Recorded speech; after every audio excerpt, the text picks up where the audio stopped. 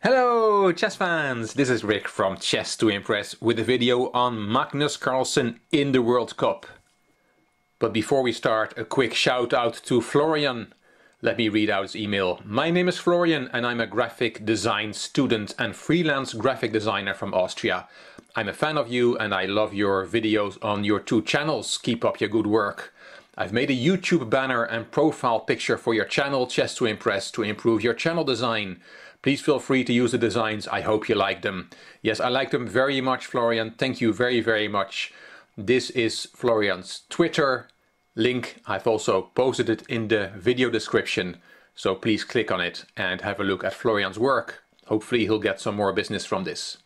I'm recording this video on Sunday the 3rd of September and it's an exciting day in chess because the 2017 World Cup is about to start in Tbilisi in Georgia and it will run till the 27th of September. It's a 128 player knockout format similar to the Grand Slam tournaments in tennis, and the two finalists will qualify for the 2018 Candidates Tournament, so 2 places up for grabs for that event.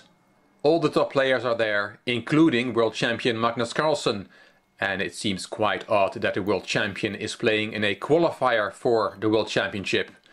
It's the 3rd time Carlsen plays in the World Cup. He played in 2005, lost to Yevgeny Bareyev in the 4th round, and in 2007 he lost to Gata Kamsky, the eventual winner, in the semi-finals. From that last event I will show you the game that Magnus Carlsen played in the 1st round against Zhao Zongyuan, the #1 player from Australia. 16-year-old Magnus Carlsen is white, Zhao Zongyuan is black. Played on the 25th of November 2007.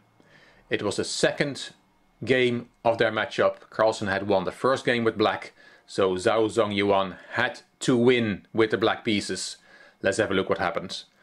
Knight f3, knight f6, c4, e6, d4, bishop b4 check.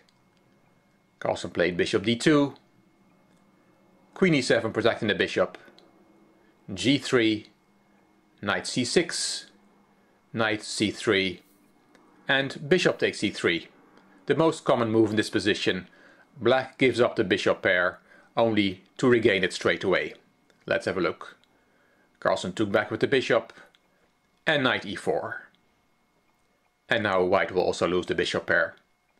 Queen c2, knight takes, queen takes, Zhao Zongyuan castled, bishop g2, d6, d5, kicking the knight went back to b8, Carlsen castled, e5, c5, bishop g4, rook ac1, a5, and rook fe1. Carlsen is calmly improving his pieces. He's preparing knight d2 and wants to protect his e-pawn. That's why he played rook e1. Knight a6, attacking the pawn on c5, and this would have been a good moment for bishop takes f3 instead of knight a6. The white knight will become quite a nuisance for black, as we'll see in the game. After knight a6, Carlsen took on d6. Zhao took back, and knight d2. Instead of knight d2 you can also grab that pawn on a5, it's possible, but black gets some play for the pawn. Knight c5 attacking the queen, queen c3, and then for example f5. Carlsen of course only needed a draw to go through to the 2nd round, didn't want to take any risks, and did decide not to take that pawn on a5. So he played knight d2, b6, queen e3, knight c5, and now an instructive move from Carlsen. He played b3, which is the right preparation move to kick the knight from c5 with the b4 push. You would think you want to play a3 and then b2, b4 in one move, but if you play a3 then there is a4. And if you play b4, that pawn will be taken en passant and you cannot kick that knight from c5 with a pawn anymore. So b3 is the right way to go about it. Bishop d7 from Zhao, rerouting the bishop to the other side of the board. There comes a3, now preparing b4 to kick the knight and get a nice e4 square for his own knight. Bishop b5, and there comes the b4 push.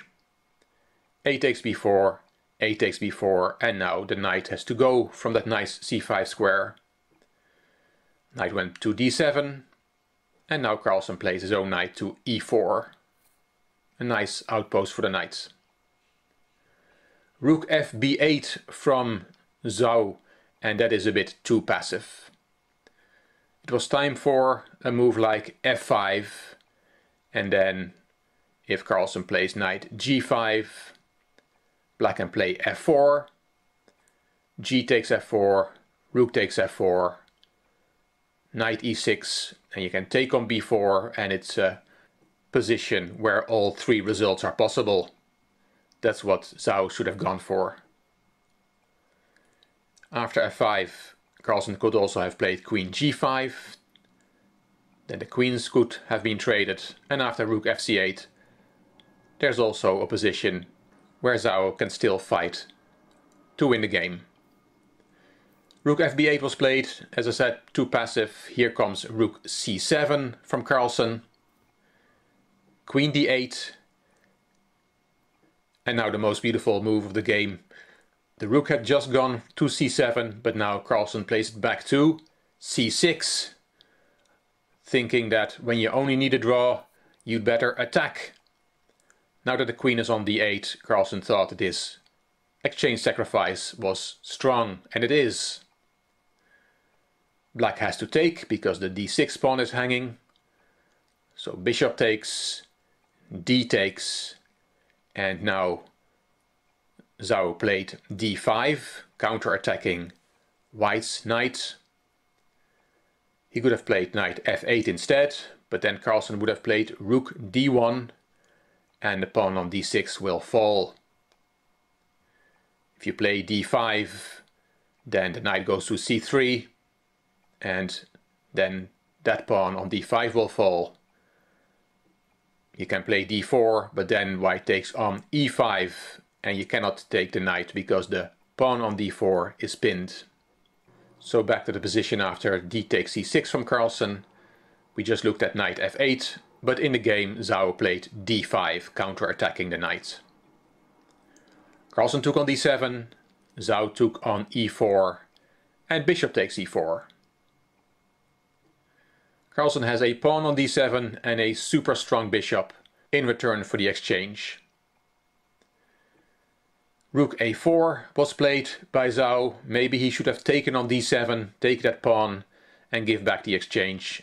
Bishop takes a8 and rook takes a8, and then white can take on b6 or e5, and of course black will never be able to win this endgame, so Zhao hangs on to his material with rook a4. Bishop c6 protecting the pawn, rook takes b4 and queen takes e5, threatening queen e8 check, and you can figure out for yourself why that is such a strong move. So queen f8 from Zhao, rook d1, rook d8, rook d3, rook g4, rook e3, and rook g6. A creative rook maneuver, but it doesn't help black. Carlsen played queen e7, and rook e6 was played by Zhao. If he would have taken on c6, that doesn't work because of queen takes d8, queen takes d8, and rook e8 check. Queen takes e8 is the only move, and d takes e8 queen is checkmate. So taking on c6 does not work, so Zhao played rook e6. Carlsen took on e6, f takes, and queen takes e6 check. And Zhao Zongyuan looked at his position and decided to resign. That looks a bit early. Why did he resign? Well, he's just completely paralyzed.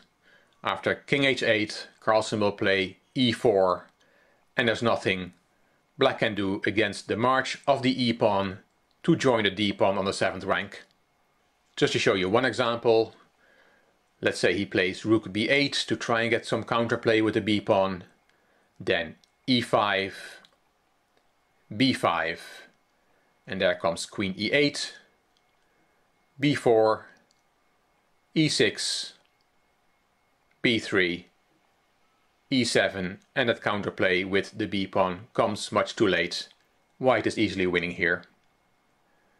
Magnus Carlsen went through to the 2nd round and went on to beat Najdic in a tiebreak, and he also beat Dominguez, Michael Adams and Ivan Cheparinov to reach the semi-final, where he lost against the eventual winner Gata Kamsky. I will keep you up to date on what happens in the World Cup 2017, and I hope you liked this video. If you did, please give it a thumbs up, please subscribe to the Chess to Impress channel, please leave a comment, and if you liked the video, it would be great if you could share it on social media. You also may want to check out my Chess to Progress channel, the link is in the description box, as well as the link, as I said before, to Florian's Twitter account. This is Rick from Chess to Impress. Thank you for watching.